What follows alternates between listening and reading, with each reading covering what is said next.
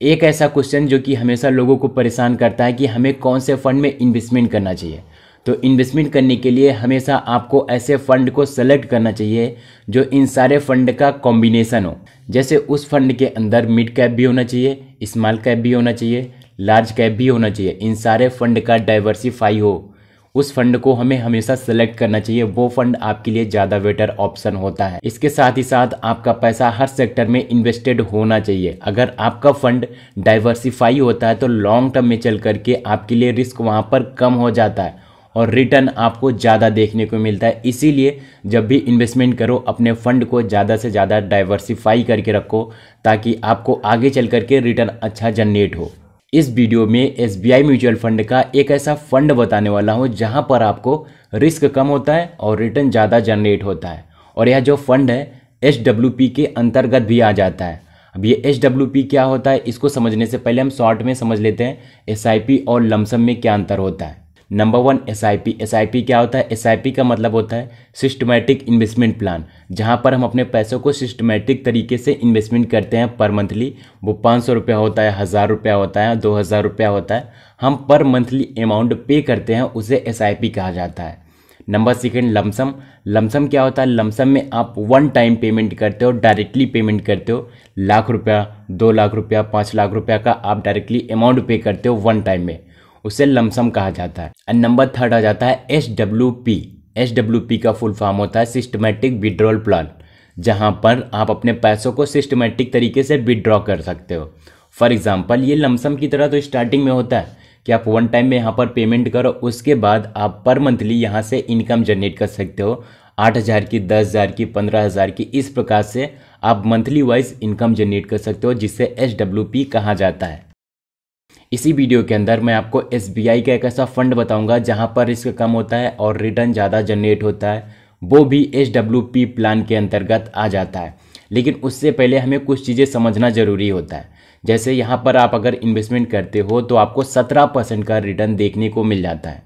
अब देखिए 17% का ओवरऑल रिटर्न देखने को मिला है, इसका मतलब ये होता है कि 17% के आसपास रिटर्न आगे भी हमें देखने को मिल सकता है। देखिए सबसे पहले आपको क्या करना है, एज अ लमसम इन्वेस्टमेंट करना है इस फंड के अंदर, वो भी 5 लाख रुपया आपको इन्वेस्टमेंट करके भूल जाना। जैसे आप FD में करते हो, RD में करते हो, ऐसे बहुत सारे गवर्नमेंट की स्कीम होती है जहां पर आप इन्वेस्टमेंट करके भूल जाते हो कुछ समय के लिए। तो इसी प्रकार से आपको यहाँ पर कुछ समय के लिए इन्वेस्टमेंट करके भूल जाना और कुछ सालों के बाद आप देखोगे तो ये जो आपका 5 लाख रुपया है आपको पर मंथ टोटल ओवरऑल देखा जाए तो 18 लाख रुपए का इनकम जनरेट करके देगा पर मंथ इनकम के रूप में।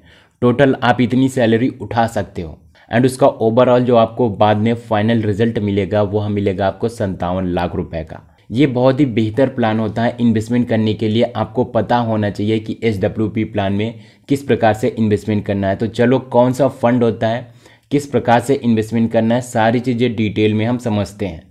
इस वीडियो के अंदर जो मैं आपको फंड बताने वाला हूँ वह फंड हर सेक्टर में डाइवर्सिफाई फंड है, जो कि हर सेक्टर में पैसों को इन्वेस्टमेंट करता है। वो IT सेक्टर भी होता है, फाइनेंस सेक्टर भी होता है, फार्मा सेक्टर होता है। अलग अलग सेक्टर में आपके पैसे इन्वेस्टमेंट होते हैं जहाँ पर रिस्क कम हो जाता है और रिटर्न के चांसेस ज़्यादा हो जाते हैं। अभी मैं जिस फंड की बात कर रहा हूँ उस फंड का नाम है SBI कंट्रा फंड। अब इस फंड को हम एक्सप्लेन करते हैं लैपटॉप स्क्रीन पर ताकि आपको और अच्छे से यह फंड समझ में आए। इस फंड के बारे में सारी चीज़ें डिटेल्ड समझते हैं। नाउ भी आप स्क्रीन पर देख सकते हो हम जिस फंड की बात करने वाले हैं उसका नाम है SBI कंट्रा फंड और इस फंड की सारी डिटेल्स अभी इस वीडियो के अंदर हम समझते हैं। एग्जाम्पल हम क्या क्या समझेंगे। फॉर एग्जाम्पल आप फर्स्ट नंबर पर देख सकते हो रेटिंग यहाँ पर 5 स्टार की रेटिंग मिली है, जो कि बहुत बड़ी रेटिंग मानी जाती है। 5 स्टार बहुत ही ऐसी कम फंड होते हैं जिनको 5 स्टार की रेटिंग मिलती है। एंड नंबर 2 हम देखने वाले हैं एक्सपेंस रेशियो को। एक्सपेंस रेशियो आप यहाँ पर देखोगे तो 0.68% का एक्सपेंस रेशियो, जो कि काफ़ी बेहतर माना जाता है। खासकर SBI कंट्रा फंड की बात करें तो एक्सपेंस रेशियो बहुत सही है। एक्सपेंस रेशियो 0.68% का, जो कि ठीक है, बहुत ज़्यादा भी नहीं है, बहुत कम भी नहीं, इसलिए हम कह सकते हैं एक्सपेंस रेशियो ठीक है। एंड नंबर 3 हम बात करने वाले हैं फंड साइज की। फंड साइज क्या है? 23,572 करोड़ इस फंड की साइज है। इसका मतलब एक बहुत बड़ा नंबर है। इसका मतलब ये होता है कि बहुत सारे इन्वेस्टर इस फंड के अंदर पैसा इन्वेस्ट किए हैं, तभी जा कर के 23,000 करोड़ फंड की साइज बनी है। इसका मतलब ये है कि इन्वेस्टर ज़्यादा ट्रस्ट करते हैं इस फंड के ऊपर, तभी इस फंड की साइज़ इतनी अच्छी है। बहुत कम फंड होते हैं जिनकी साइज़ इतने बड़े नंबर तक आ जाती है। एंड यहाँ पर लॉक इन पीरियड आप देख सकते हो। इन सारी चीज़ों से हमें मतलब नहीं होता है, लेकिन आप यहाँ पर एक्सपेंस रेशियो देख सकते हो, फंड साइज़ देख सकते हो। एंड उसके बाद वन मोस्ट इम्पॉर्टेंट पार्ट कि आप जो अमाउंट स्टार्ट करते हो इन्वेस्टमेंट करने के लिए वो 500 से कर सकते हो, SIP भी कर सकते हो। एंड उसके साथ ही साथ आप 5000 से लमसम भी कर सकते हो। अब यहाँ पर हम बात करने वाले हैं एसेट एलोकेशन के बारे में। एसेट एलोकेशन का मतलब ये होता है कितना % पैसा कहाँ पर इन्वेस्ट हो रहा है। इक्विटी में 87% पैसा हमारा इन्वेस्ट हो रहा है।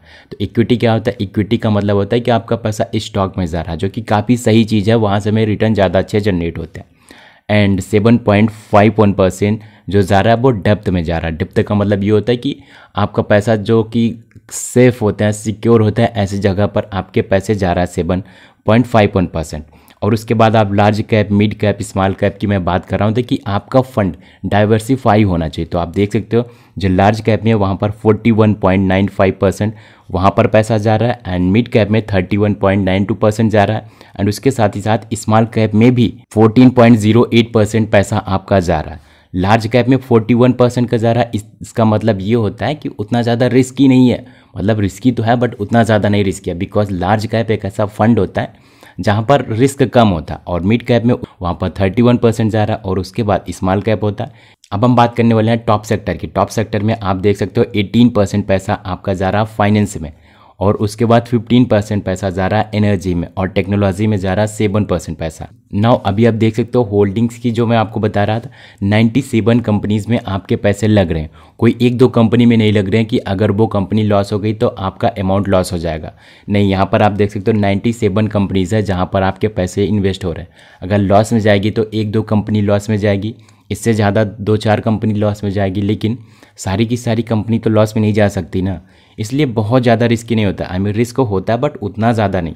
और टॉप होल्डिंग्स भी आप देख सकते हो HDFC, स्टेट बैंक, ग्लेन, और उसके बाद ICICI बैंक है। ऐसे बहुत सारी कंपनीज़ है जहाँ पर आपका पैसा इन्वेस्ट हो रहा है। इवन आप टाटा स्टील की भी देख सकते हो। तो बहुत सारे ऐसी कंपनीज़ है जहाँ पर आपका पैसा इन्वेस्ट होता है। अब हम बात करने वाले हैं एडवांस रेशियो की।